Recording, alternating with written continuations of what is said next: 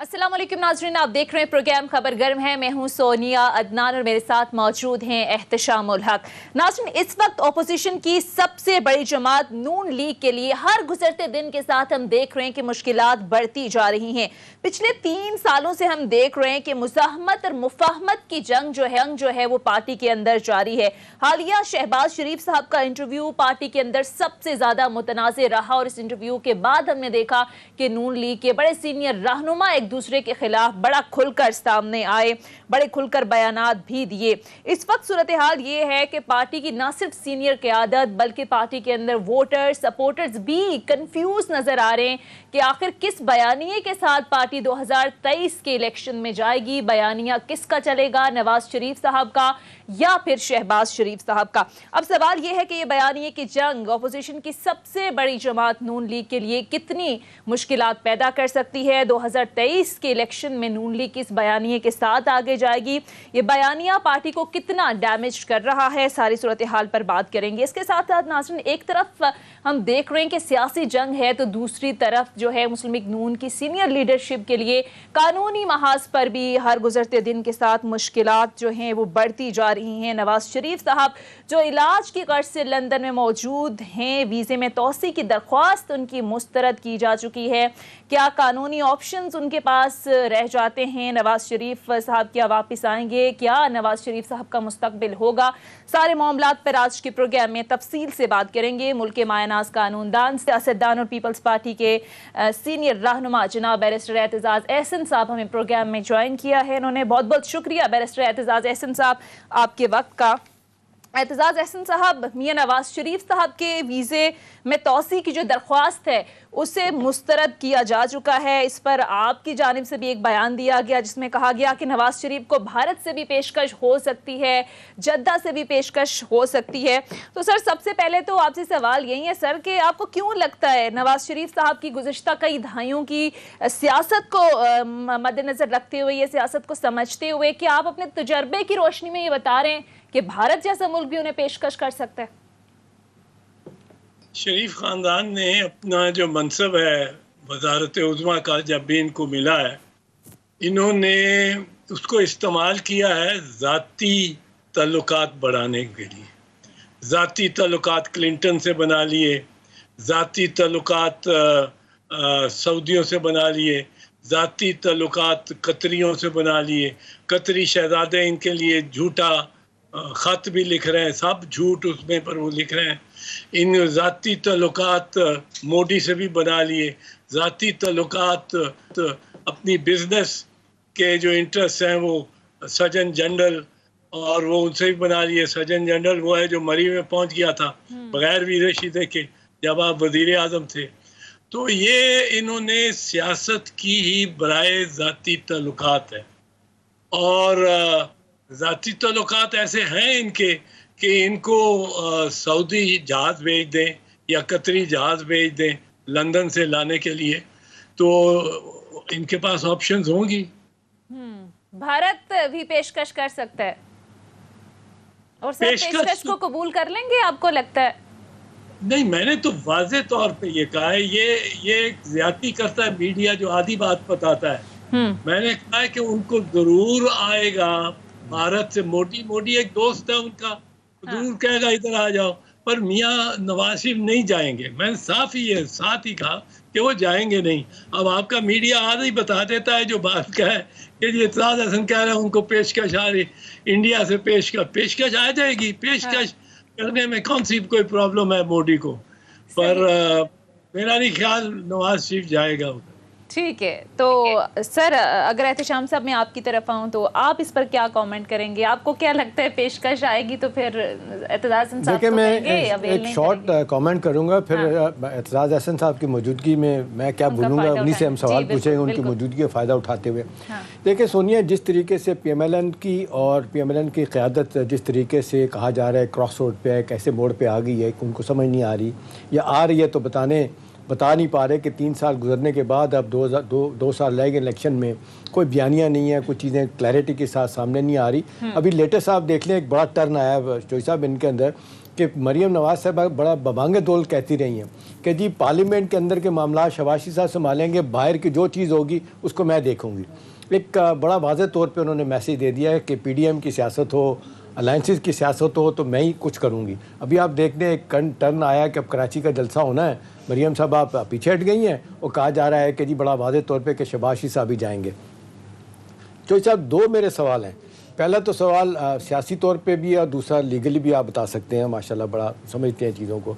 अब सियासी तौर पे आपको क्या लग रहा है कि जी पार्टी के अंदर ये दरारें हैं, क्योंकि एक लड़ाई झगड़ा है आए दिन, आप देख लें जिस तरीके से बहुत फाल हैं शाहिद खाकान अब्बासी, लेकिन सवालात बुछाड़ उनके ऊपर रोज़ होती है कि जी आप क्या बयानी लेके चलें, आप नुकसान हो रहा है, पार्टी किस तरफ जा रही है, एक कितना नुकसान होगा अगर एक नुक्ता नज़र नहीं होता, और दूसरा ये जो अभी सोनिया ने बुनियादी सवाल किया था कि जी अब नवाज शरीफ साहब आने वाले यहाँ नहीं लगते, इलाज कराना उनके लिए वहाँ मुश्किल हो गया है, उनको जाना पड़ेगा वहाँ से, अगरचे अपील में 3 साल का पीरियड लग सकता है।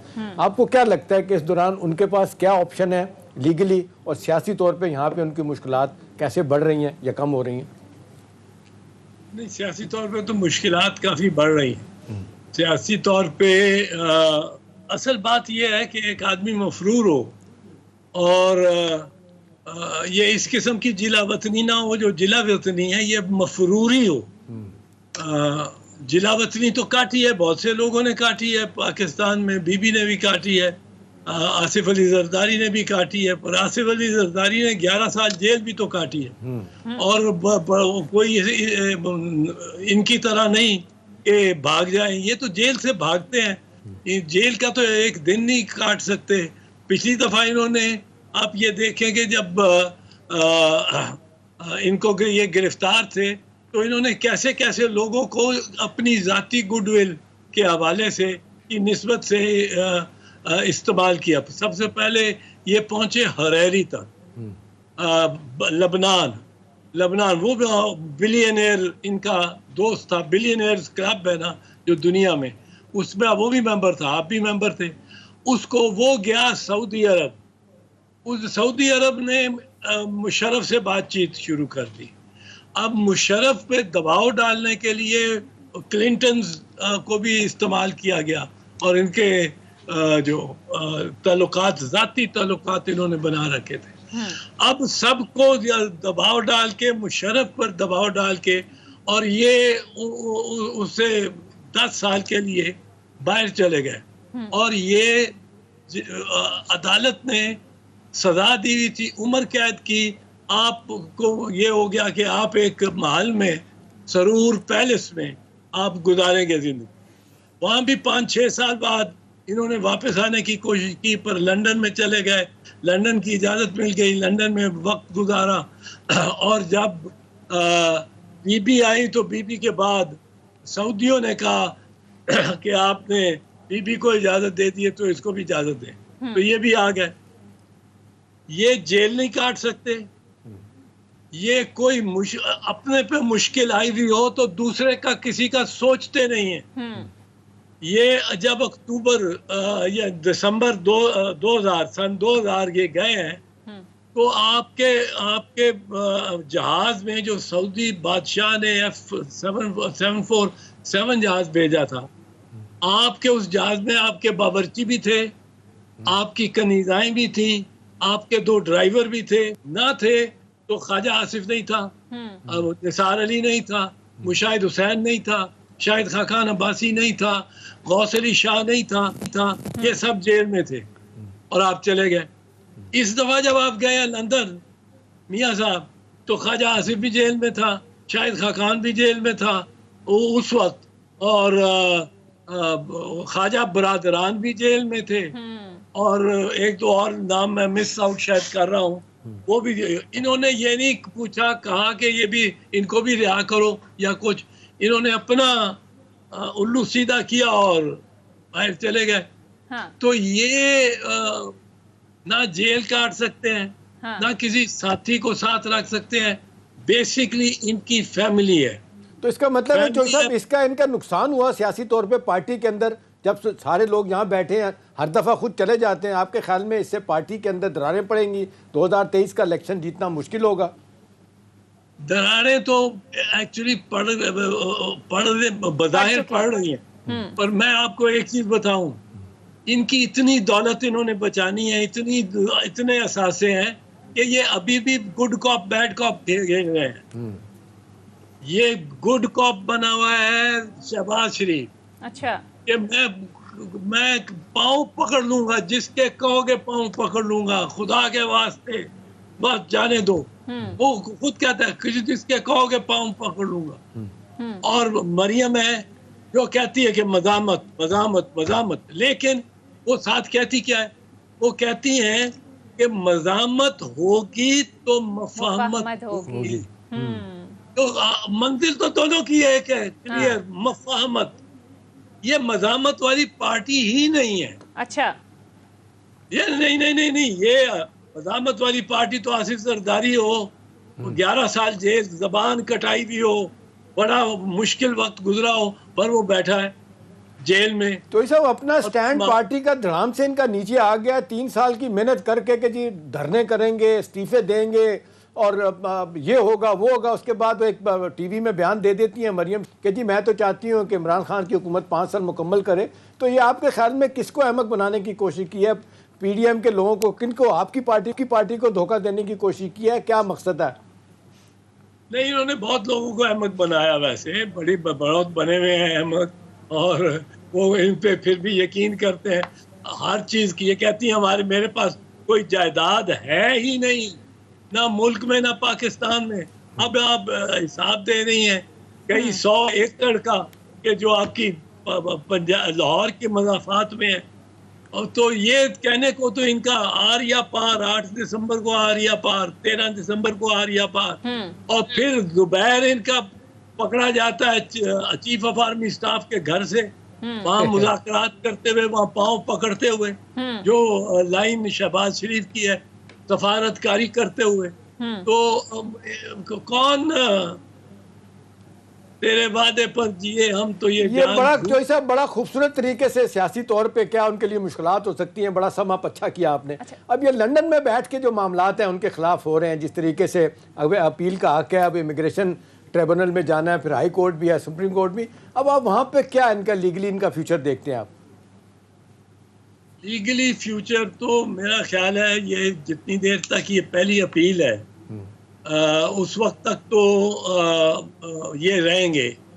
इनको वो उसमें 6 महीने लगे, 8 महीने लगे, 3 महीने लगे। ट्राइब्यूनल, इमिग्रेशन ट्राइब्यूनल जो है अव्वल दर्जे का, जब तक वो नहीं सुनता ये इनको कोई बाहर नहीं भेज रहा। अगर वो डिसमिस कर देता है 8 महीने के बाद, तो ये ट्राइब्यूनल जो है अपीलेट ट्राइब्यूनल, उसमें जा सकते हैं। लेकिन वो जो सेकंड अपीलेट ट्राइब्यूनल है वो सिर्फ कानून के नुक्ते पर इनको रिलीफ दे सकता है, फैक्ट्स पे नहीं दे सकता। तो वो उसके कुछ नहीं इनको मिलेगा। फिर ये अदालत जा सकते हैं, हाई कोर्ट, जिस तरह हमारी रिट होती है, रिट कर सकते हैं। अब रिट में अगर तो इनके पास कोई ऐसा जवाब है कि उनकी बीमारी वाकई वहाँ पता लगता है कि वो ऐसी है कि जो कहीं ट्रीट और नहीं हो सकती, और उस पे मिस रीडिंग की है होम सेक्रेटरी। होम सेक्रेटरी वहाँ याद रखें एक इंडियन है, इंडियन ओरिजिन की खातून है। अब वो इनके खिलाफ जाने के लिए वो जो अमूमन कह रहे हैं कि वो नहीं खिलाफ जाएगी, पर उसने फैसला ये तो किया है अभी जो वीजा कैंसिल करने का। सही, ठीक है। बैरिस्टर एतजाज एहसन साहब से नाजरीन गुफ्तगू का सिलसिला जारी रहेगा प्रोग्राम में। यहाँ एक मुख्तसर ब्रेक लेते हैं, ब्रेक के बाद वापस आएंगे, मज़ीद इश्यूज पर भी बात होगी। Stay tune.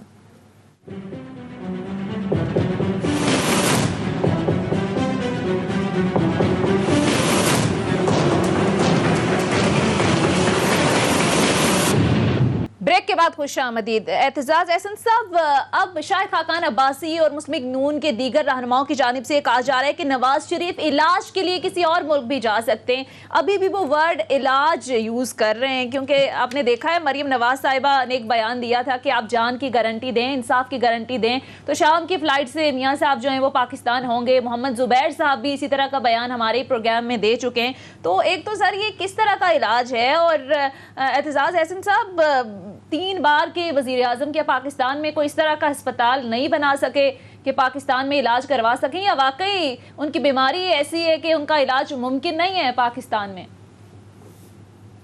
मैं ये नहीं कह सकता हूँ इसके बारे में कुछ, ना मैं डॉक्टर हूँ ना कुछ, पर गालिब इम्कान जो बताया जाता है, हाँ। जो इनकी तनकीद करते हैं, वो ये कहते हैं कि जो इन्होंने लेबॉरेटरी रिपोर्ट्स हैं, हाँ।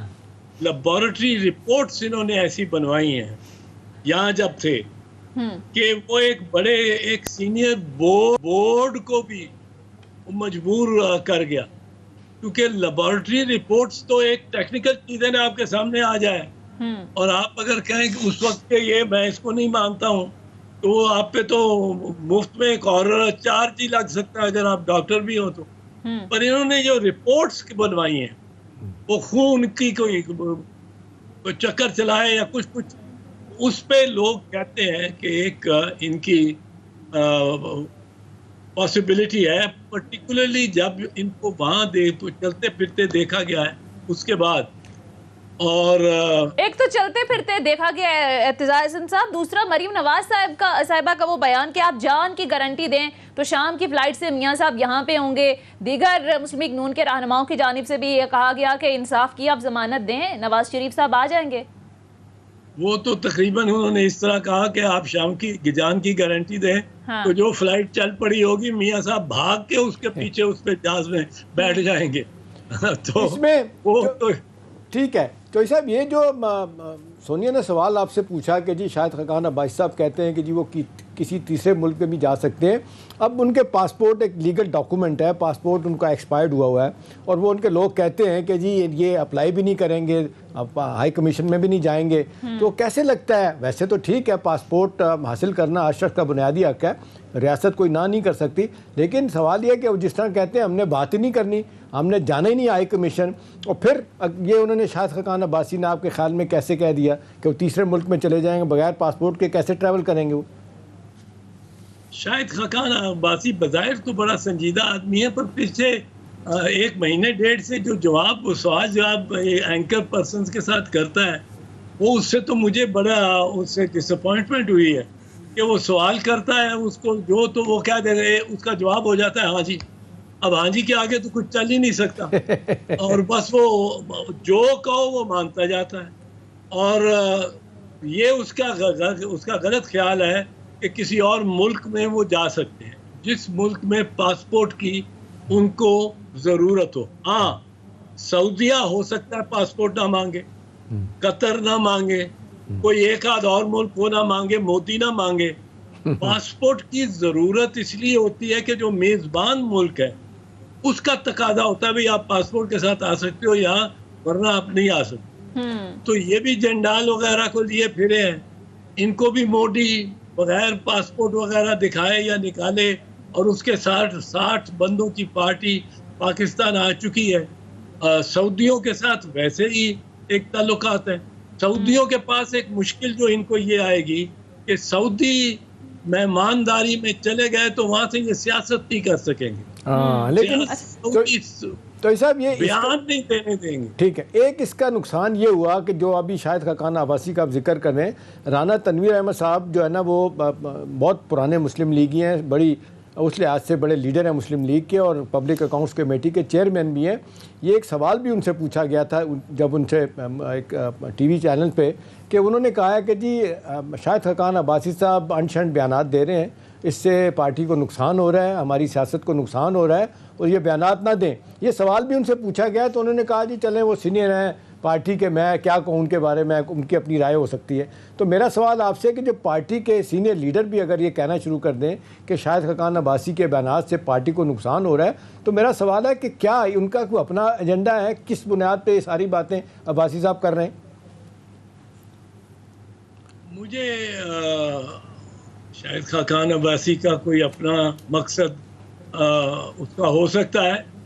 मकसद ये है कि अगर नवाज शरीफ डिस्क्वालिफाइड हो और मरियम कोई तस्लीम करने के ज़रूरत के लिए राज़ी ना हो, तो शाहिद खाकान एक वज़ीर आज़म के लिए बना बनाया कैंडिडेट है। बना बनाया कैंडिडेट है, उसको तो बड़ा फ़ायदा हो सकता है। तो शहबाज शरीफ कहाँ जाएंगे फिर? अगर मरियम भी नहीं है, नवाज शरीफ साहब भी नहीं है, तो शहबाज शरीफ साहब पार्टी के सदर हैं और कहा जाता है कि जी उनको पहले भी बड़ी ऑफर हुई है। उन्होंने पिछले दिनों इंटरव्यू भी दिया और ये भी कहा है कि जी 2018 के इलेक्शन में अगर बेहतर हिकमत अमली होती तो हम जो ना वो नवाज शरीफ साहब चौथी मरतबा जो है ना वो प्राइम मिनिस्टर बन सकते थे। ये फिर आपके ख्याल में उनका भी पता कट जाएगा, शहबाज शरीफ साहब का भी? शहबाज शरीफ की प्रॉब्लम ये है कि शहबाज शरीफ को के साथ मुस्लिम लीग नहीं जाएगी। अगर किसी ने बनना है वजीर आजम तो इस्टेब्लिशमेंट से जाके मिलके इन्होंने बनना। वो तो ये जो है शाहिद खाकान अपनी ज़बान से कह चुके हैं कि हमने चोरी किए इलेक्शन और सारे चोरी हुए और हमने भी चोरी किए 2013 का जी। अब वो इलेक्शन के जरिए एक पार्टी को अपने पास लाना है। अगर इस्टेब्लिशमेंट शहबाज शरीफ को साथ अपने लगाती है तो शहबाज शरीफ के लिए तो नहीं करेगी। वो तो होगा कि क्या मुस्लिम लीग भी उसके साथ आती है कि नहीं। अगर उसके साथ मुस्लिम लीग नहीं आती और मुस्लिम लीग रहती है नवाज शरीफ के और मरियम के साथ, तो शहबाज शरीफ को क्या देंगे वो, या उससे क्या लेंगे? तो शहबाज शरीफ मुस्लिम लीग से कट गया है। मरियम ने उसका रिश्ता तोड़ दिया है। तो ये मुस्लिम लीग नवाज सही। अब वो मुस्लिम लीग नवाज को या तो नवाज शरीफ को और मरियम को वो लेके पहुंचे, उनको लेके जाए इस्टेब्लिशमेंट के पास और खुद डिलीवर कर रहा हो, फिर तो उसकी कोई वैल्यू है। सही। पर उसकी हाथ से डिलीवर होना तो भाई भी नहीं मान रहा, बेटी तो मानने, भतीजी तो मानने को तैयार ही नहीं है। ठीक है। अब नवाज शरीफ की प्रॉब्लम जो शहबाज शरीफ की है, ये जो बाहर नहीं निकलता, ये जो मरियम के साथ जलसों पे नहीं जाता, ये मरियम जब आ जाती है मैदान में तो ये खुद जेल में चला जाता है। 9 महीने जेल काटी है इसने अपनी दरखास्त वापस लेके। माने क्या हुए कि खुद वो जालिब ने कहा था अपने खर्च पर है कैद, रोज लोग तेरे राज में। ये अपने खर्च पे कैद थे। क्यों थे? कि एक बाइज्जत आदमी है, वो अगर बतौर प्रेसिडेंट अपनी भतीजी के साथ जो वाइस प्रेसिडेंट और छोटी उम्र में किसी जलसे में जाए, स्टेज पे चढ़ते हुए, इसको तो धक्के लगेंगे, लोग तो मरियम के लिए रास्ता बना रहे होंगे। सही। इधर देखेंगे भी नहीं। ठीक है, चले एतजाज एहसन साहब जरा आगे बढ़ते हैं। अब हम देख रहे हैं कि गवर्नमेंट बड़ी कॉन्फिडेंट नजर आ रही है कि नून लीग को तो हमने दीवार से लगा दिया और अगला पड़ाव जो है वो सिंध पर है, नजरें अब सिंध पर हैं। तो सर, रूलिंग पार्टी तो ज़ाहिर ये समझ रही है कि हमारे पास अब कोई चैलेंज नहीं रहा हमारे लिए। ज़ाहिर है पंजाब, बलोचिस्तान, गिलगित बल्तिस्तान, आज़ाद कश्मीर में भी हमारी हुकूमत है, कोई बड़ा चैलेंज नज़र नहीं आ रहा। बजट भी बड़ी कामयाबी से पास करवा लिया, ऑपोजिशन भी कोई बड़ा मसला नहीं है। तो सिंध पर नजरें, अरबाब गुलाम रहीम को भी मुआविन खुसूसी लगाया गया है। तो एतजाज एहसन साहब, आपको लगता है कि पीटीआई ने सिंध में पीपल्स पार्टी के वोट बैंक में डेंट डालने की कोशिशें जो हैं वो शुरू कर दी हैं? नहीं, उनका हक है। अच्छा, बिल्कुल हक है। सिंध में जाए, सिंध में कोशिश करें, किस्मत आजमाएं, वोटर्स को अपनी तरफ राग़िब करें। ये तो उनका पाकिस्तानी का हक है। हम इसको कोई रिवेंट नहीं करते, हम वेलकम करते हैं इमरान खान को आए सिंध में और बिल्कुल अपने आप को वहाँ मार्केट करें। पर मुझे ये प्रॉब्लम जो नजर आती है इमरान के लिए, वो अब कुछ कर ले। इमरान के लिए जरूरी है, लाजिम है कि कीमतें कम हो। एक तो महंगाई पे कंट्रोल हो, और दूसरा उसके लाजिम है कि कुछ न कुछ घर और रिहाइश मतलब है 20,000 बंदों को ही दे दे। कुछ नजर आया कि उसने वो जो रिहाइश का वादा किया था वो किया है। और तीसरा रोजगार दे, बेरोजगारी खत्म करे या उसमें खातर खा कमी आए। अब 2 साल में तो इतने कारखाने भी नहीं लग सकते कि लोग खप जाए। मैं बात करता हूँ, फर्ज कीजिए इमरान के बहुत अच्छे पॉलिसीज हैं और वो मईशत को उभार रहे हैं और उन्होंने जो फैसले किए हैं वो बड़े अच्छे फैसले किए हैं और जो वो बताते रहते हैं उनके, लेकिन वो ऐसे फैसले हैं जो 2 साल में वो उनका अजर नहीं फल नहीं मिलेगा, फल अगली हुकूमत को मिलेगा। सही हो गया। चलें, ये तो मेरा ख्याल है चौधरी साहब बड़ी बेहतर एडवाइस आपने दी है कि अब क्या करने की ज़रूरत है पीटीआई को और इमरान खान साहब को। अब बलोचिस्तान के हवाले से भी बड़ी अच्छी खबरें आपकी पार्टी के कॉन्टेक्स्ट में आ रही हैं कि जिस तरीके से जनरल बलोच और नवाब सनाउल्लाह ज़हरी जो है वो शामिल हो गए हैं पीपल्स पार्टी में। तो आपको लगता है कि पीपल्स पार्टी को अब अगले इलेक्शन में बलोचिस्तान से कोई फ़ायदा होगा? ये 2 बड़ी पर्सनैलिटीज़ हैं शामिल हुई हैं आपके साथ। मेरे ख्याल में तो शाम साहब पीपल्स पार्टी को और पीपल्स पार्टी को इसी चेयरमैन की क़यादत में, इसमें कोई और अमल दखल किसी का ना हो और बिलावल का ही हो। वो यंग आदमी है, उसको एज के बारे में लोग कहते हैं जी एज छोटी सी एज है, हमें भी कहते हैं, ताने देते हैं तुम उसके आगे खड़े होते हो, पीछे खड़े होते हो। भाई ये पॉलिटिकल पार्टी है। मैं हर दफा कहता रहा हूँ, मैं 2007 का था जब मैं लॉयर्स मूवमेंट चलाता था और एक ग्रोह लॉयर्स का था, उसकी बड़ी कोशिश थी कि ये पीपल्स पार्टी छोड़े या तहरीक को छोड़े। मैं कहता था ना लॉयर्स तहरीक छोड़ूंगा ना पीपल्स पार्टी छोड़ूंगा, और कहता था ये मेरा खानदान है, मेरी फैमिली है। पीपल्स पार्टी ये एक फैमिली होती है, छोटे बड़े। अब मैं आपको एक चीज बताऊं, 2 साल मैं मुतमईन हूँ, मैं जाती तौर पर कह रहा हूँ, ये मैंने कोई चेयरमैन बिलावल या पार्टी की सेंट्रल एग्जीक्यूटिव कमेटी से पूछ के बात नहीं कर रहा हूँ जी। मैं मुतमईन हूँ अगर इमरान खान 2 साल गुजारता है। ठीक, चलें। ये इनकी वो 2 जुमलों में सुन ले वजह, वरना ये कह देते हैं मुतमईन है। मैं उसकी वजह बताता हूँ। ठीक है, आपसे वजह जानेंगे एतजाज एहसन साहब, लेकिन माजरत के साथ एक मुख्तसर ब्रेक के लिए कहा जा रहा है। ब्रेक लेते हैं, स्टे ट्यून्ड।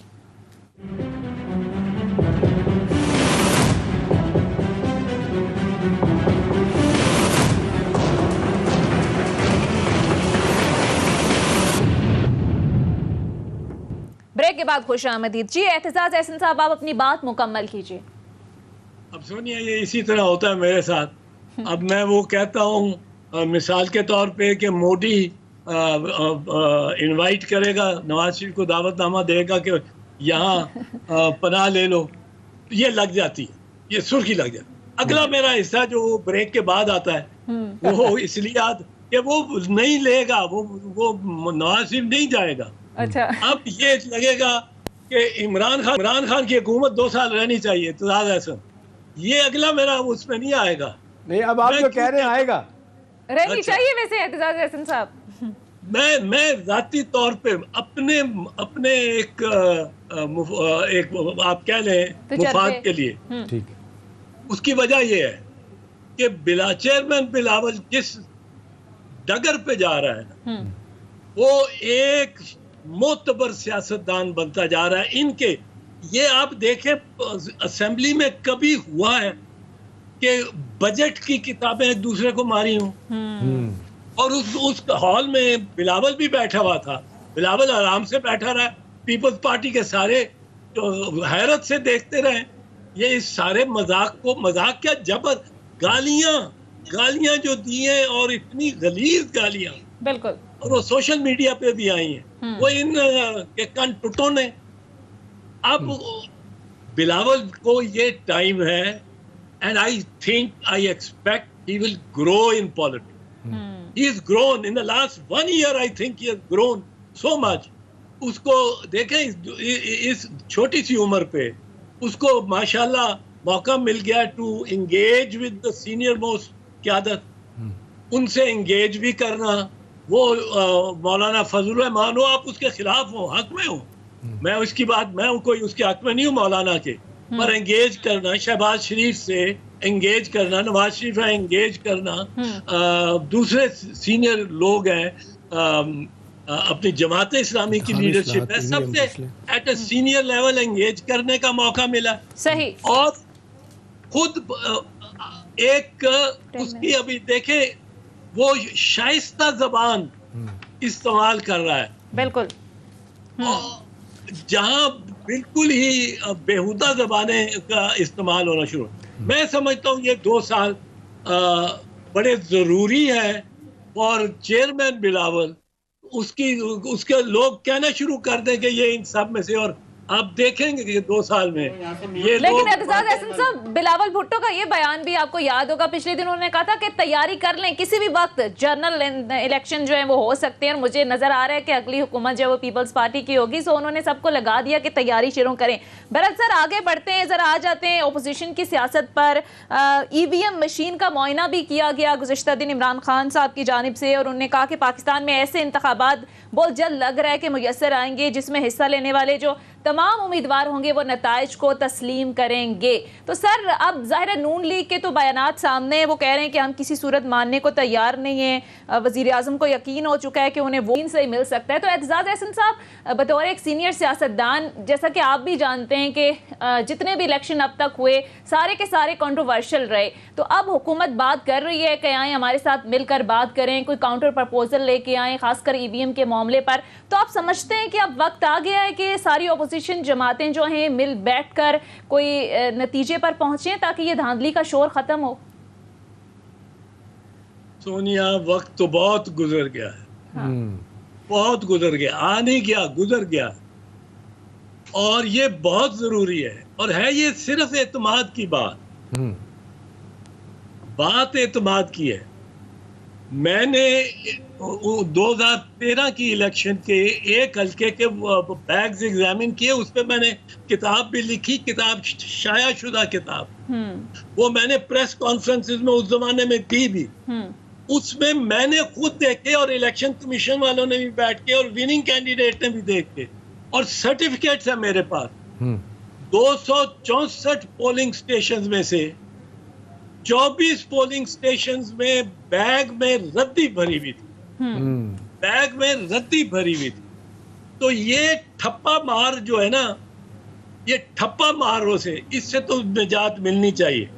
और मैं अपनी पार्टी से भी कहूंगा, 10 बस्ता कहूंगा कि ये कि एक तरफ निकलना चाहिए। अच्छा, अब रह गई ये मशीन पे इस तरह काम करना चाहिए। मैं अगले दिन सुन रहा था शिबली फराज को, और जो उसने समझाने की कोशिश की, मुझे उसमें कुछ मोतबर और काबिल एतमाद और एतबार बात लगी। अच्छा, 2 चीजें हैं। एक एतराज होता है, मशीन का फायदा ये है कि आप अंगूठा जाके बटन पे लगाते हैं तो बटन अंगूठा पढ़ लेता है, तो यहां से धांधली गई कि कोई और आपकी जगह दे दे। दूसरा ये है कि आपके सामने वो स्क्रीन पे कैंडिडेट्स और उनके निशान आ जाते हैं, आप वहां भी अंगूठा लगा देते हैं अपने पे, तो भी अंगूठा पढ़ लेते हैं। अब वो वोट एक तरह काउंट साथ काउंट होते रहते हैं, और आप जब खत्म होता है काउंट तो एक आधे घंटे में वो सर्टिफिकेट दे सकते हैं, आधे घंटे में। तो ये ताखीर वाला भी, ये भी खत्म हुआ धांधली का। अब एक चीज हो सकती है, कहा जाता है, और ये हमने जब सुप्रीम कोर्ट बार एसोसिएशन की इलेक्शंस पे लगाया तो यही कहा गया।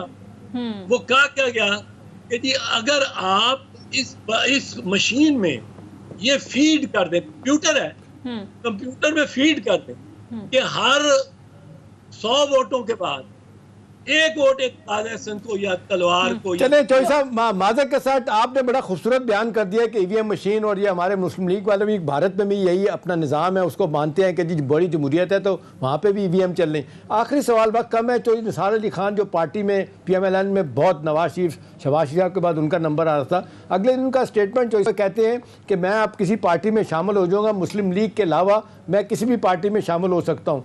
क्या देखते हैं उनका सियासी मुस्तकबिल आप? नहीं, अच्छा हो रहेगा, जहाँ भी जाएगा उसको अहमियत मिलेगी। पर मैं एक जुमला, जाम साहब एक जुमला, वो मशीन का पूरा हो जाए। जी जी प्लीज। वो मशीन, अब वो ये एतराज हो सकता है कि उसको कंप्यूटर में आप फीड इन कर दें। अब अच्छा। उसका एक तोड़ हमने वकला ने सुप्रीम कोर्ट बार में निकाला हुआ है, जो शिबली भी दिखा रहा था कि एक जब मैं बटन दबाता हूँ वोटर के तौर पे, तो स्क्रीन पे पहले खाली बैलेट आता है, बटन दब जाता है तो स्क्रीन पे वो पूरा बैलेट का एक कागज आ जाता है स्क्रीन पे, और मुझे ताकि मैं तसल्ली कर सकूं कि मेरा अंगूठा सही निशान पे लगा है। अब जब मैं तसल्ली कर लेता हूं तो वो जो है कागज वो एक डब्बे में गिर जाता है, बिल्कुल, और डब्बे में काउंट हो जाएगा। अब 2 काउंट हो सकेंगे, ठीक है। एक काउंट जो मशीन ने किया, हाँ। एक काउंट जो डब्बे में है। हाँ। और डब्बे में हर वोटर ने अपना देख के और समझ के किया है, तो ये इसमें गारंटी है। गारंटी। और एतजाज हसन साहब, आप ये कह रहे हैं कि आप ईवीएम के हक में हैं, और अगर ये तजर्बा होता है तो फिर धांधली के तमाम तर जो खदशात हैं वो खत्म हो जाएंगे। मैं ऐसी ईवीएम के हक में हूँ जिससे सारा धांधली के इम्कानात ख़त्म हो जाएं। मिसाल के तौर पे जो सुप्रीम कोर्ट बार एसोसिएशन ने अपनी इलेक्शंस में लगाई है, 4-5 साल से आजमा चुके हैं, और यहाँ सब जमातों को ये इसका हल ढूंढना चाहिए, और किसी न किसी मैकेनिकल प्रोसेस पे एग्री कर लेना चाहिए, ताकि ये ठप्पे निसार का क्या एडवाइस करेंगे, किस पार्टी में जाए? दोस्ती तो नवाज इनके साथ इमरान खान साहब की भी बड़ी पुरानी दोस्ती है, आज भी नरम गोशा शख्स का है। मुस्लिम लीग में नहीं जाना तो फिर आपके ख्याल में किधर जाएंगे? PTI उनके लिए मौजू है, दोनों एजिसोनियन हैं, दोनों क्रिकेट खेलते रहे हैं वहाँ, दोनों तकरीबन साथ थे, मेरे से दोनों जूनियर थे काफ़ी, पर मेरा अगर गए तो वो PTI उनको को मुल्ला जमात तो ठीक नहीं उनके लिए। पीपल्स पार्टी में शायद वो खुद कतराएं इधर आने को, वो इतना कुछ कहते रहे हैं, पर मेरा ख्याल है अगर चौधरी साहब गए कहीं और उनको इज्जत वहाँ बहुत मिलेगी। तो एतजाज हसन साहब ने ये मशवरा दे दिया है कि जनाब PTI ज्वाइन कर सकते हैं, और अगर जाना भी है किसी दूसरी जमात में तो PTI जो है वो उनको ज़्यादा इज्जत दे सकती है। बैल प्रोग्राम का वक्त खत्म हो चुका है। बहुत बहुत शुक्रिया बैरिस्टर एतजाज हसन साहब, सीनियर सियासतदान हमारे साथ मौजूद थे। एहतशाम साहब आपका भी शुक्रिया। नाज़रीन, ये था हमारा आज का प्रोग्राम के हवाले से फीडबैक जरूर दीजिएगा। अगले प्रोग्राम तक इजाज़त दीजिए। खुदा हाफिज़।